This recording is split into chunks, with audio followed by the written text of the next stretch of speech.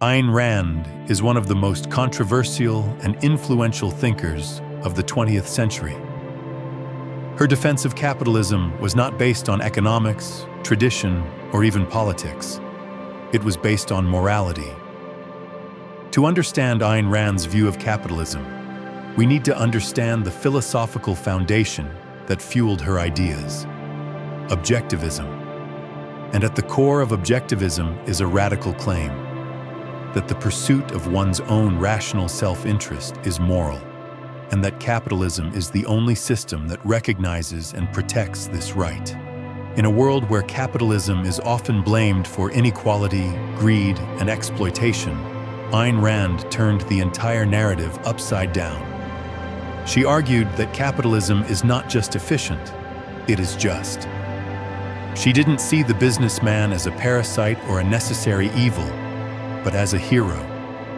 In her eyes, the productive individual, the one who builds, invents, creates, and innovates, is the highest type of human being. And capitalism, being the system that allows these individuals to act freely, is the only moral social system. For Rand, capitalism isn't about handouts or government regulation. It's laissez-faire capitalism, a free market where the state protects individual rights but does not interfere in voluntary exchange. No subsidies, no tariffs, no antitrust laws. A world where force is banned from human relationships, and every interaction is based on consent. In her words, capitalism is a social system based on the recognition of individual rights, including property rights, in which all property is privately owned. Rand's magnum opus, Atlas Shrugged, is essentially a philosophical thriller built around this vision. It imagines a world in which the most productive minds, the scientists, inventors, entrepreneurs, and thinkers, go on strike. Tired of being exploited by a system that punishes success and rewards mediocrity, they withdraw from society. The result is chaos. Factories shut down. Innovation dies. Civilization collapses. The message is clear. The mind is the root of all value, and capitalism is the only system that leaves the mind free. Rand's capitalism is a meritocracy, not in the sense of privilege or inheritance, but in the purest sense of earning your success. She believed that a person's wealth should be directly tied to the value they create. There's no room for looters, moochers, or those who feel entitled to the fruits of others' labor. If you want something, you earn it. If you build something, you keep it. That is justice. Critics argue that this is cold, selfish, even ruthless. But Rand would say that true selfishness, rational selfishness, is a virtue. Not selfishness in the sense of stepping on others, but in the sense of refusing to live for others. She saw self-sacrifice as a moral evil, not a virtue. In her view, no one has the right to demand the life, time, or wealth of another, and no one should surrender their own for the unearned needs of others. Rand's defenders see this as empowering. It puts the responsibility and the credit where it belongs.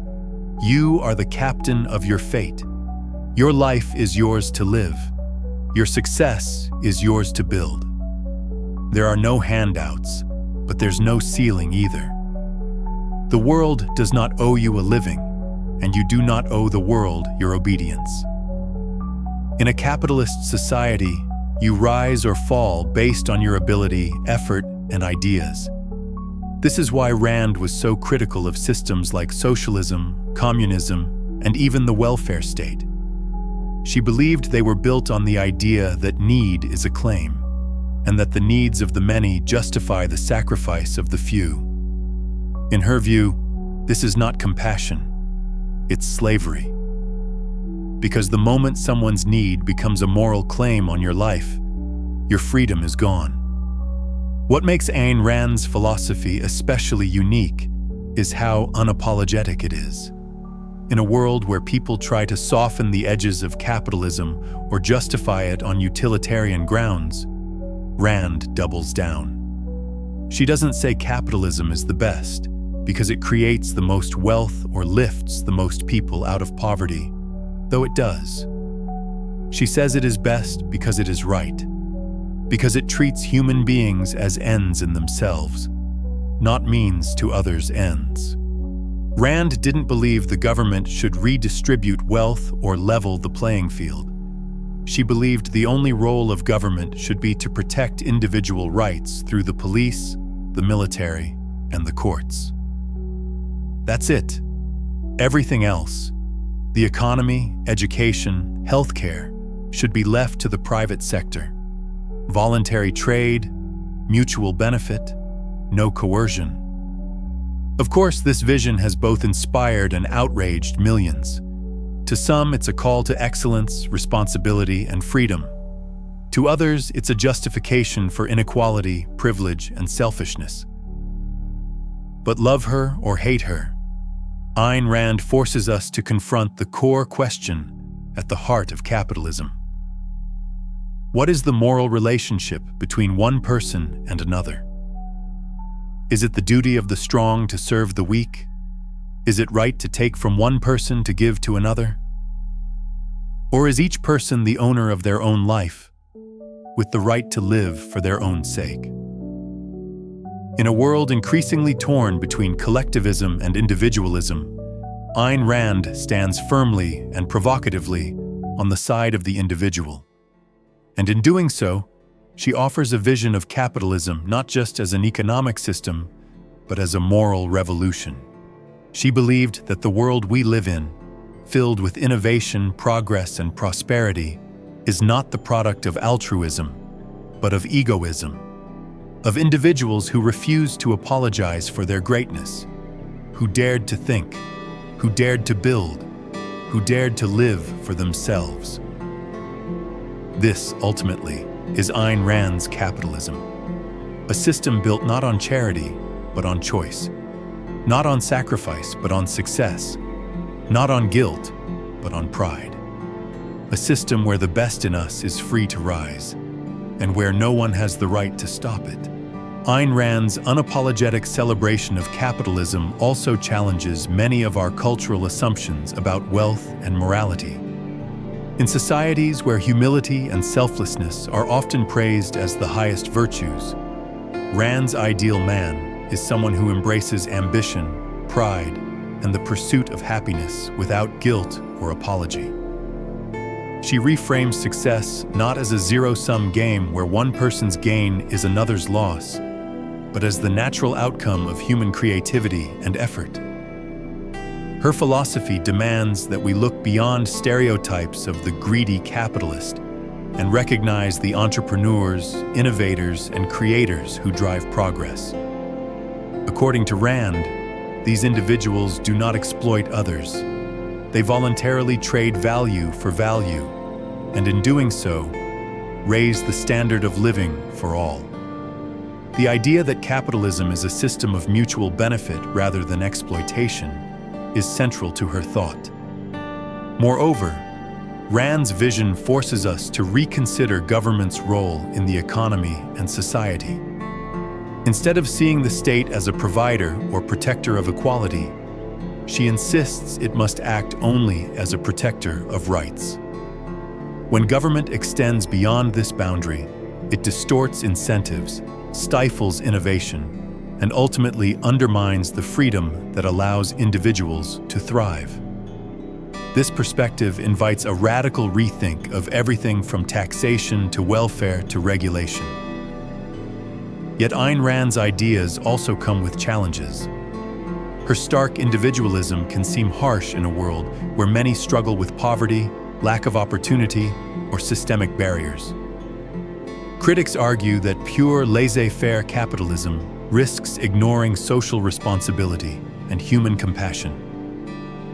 Rand would respond that true compassion is not enforced redistribution, but creating a system where individuals can succeed through their own effort and voluntary cooperation. In the end, Ayn Rand's capitalism is more than an economic model. It is a call to live with integrity, to think independently, and to honor the human mind as the ultimate source of wealth and progress. Whether you agree with her or not, her work compels us to confront difficult questions about freedom, responsibility, and what it truly means to live a good life. This radical emphasis on rational self-interest encourages individuals to take responsibility for their own lives, talents, and fortunes. Wealth, in Rand's view, is a measure of value creation, not exploitation. She asserted that successful capitalists earn their wealth by producing goods and services that others voluntarily choose to buy because they add real value. In this way, capitalism fosters innovation, competition, and progress, which benefits society as a whole. Rand also warned about the dangers of collectivism and statism. She argued that when government takes control of production or wealth redistribution, it inevitably suppresses individual creativity and freedom. History, in her eyes, demonstrated that socialist or communist regimes crushed human potential and led to stagnation or collapse. However, her ideas have sparked considerable debate. Some critics say that her vision of capitalism neglects social safety nets and underestimates the ways in which unregulated markets can lead to inequality, environmental harm, or monopolies. They argue that some level of government intervention is necessary to protect consumers, workers, and the environment. While Rand acknowledged that the government must protect rights and enforce contracts, she firmly opposed policies that she believed penalized success or interfered with voluntary exchanges. Ultimately, Ayn Rand's view on capitalism challenges us to reconsider our values about wealth, success, and morality. She invites us to view capitalism not as greed or exploitation, but as a moral framework where individuals are free to pursue their own happiness and contribute to society through innovation and enterprise. Whether one fully embraces her philosophy or not, it remains a powerful and provocative perspective that continues to influence debates on economics, politics, and culture.